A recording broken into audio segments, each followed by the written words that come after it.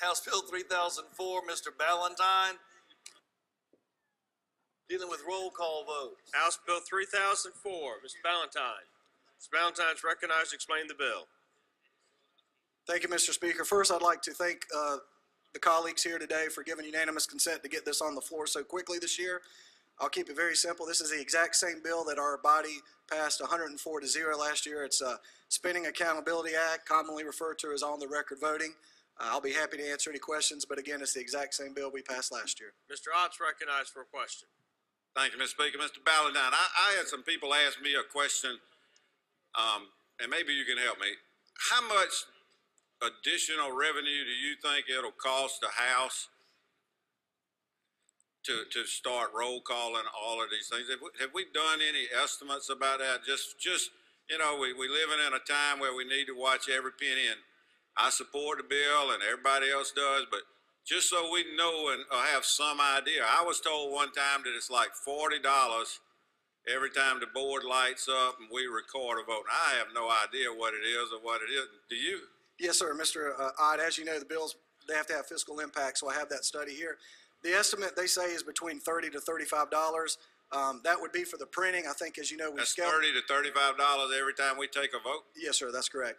Now, I think that, you know, we have scaled back on the printing and some of the things we've done, so I'm sure since you voted for it last year and probably will vote for it this year, we understand that I'm willing and I'm more than happy to tell my constituents that that $30 can potentially save them much, much more. I understand $30, but it's $30 times how many anticipated votes do you think, in addition to what we would normally do in the course of a business year, how many additional roll call votes do we have? And the reason I'm getting at that is I'm getting a lot of emails back home from children with disabilities. Now, we're getting ready to cut services to children from disabilities. You know, were you aware of that? I'm aware of that, yes, sir. We're getting ready to cut hospice services. Are you aware of that? I don't think we've had the vote yet, but there's going to be some harsh decisions. We don't get the vote, Mr. Ballentine. That's the unfortunate thing. This is a cabinet agency, correct, level agency.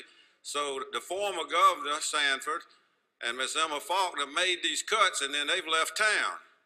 So when my constituents write to me and want to blame somebody, I'm having a hard time pointing them in the right direction to blame. So I'm hoping our new governor is now going to accept ownership and either say she's for restoring these cuts to disabled children or she supports the cuts.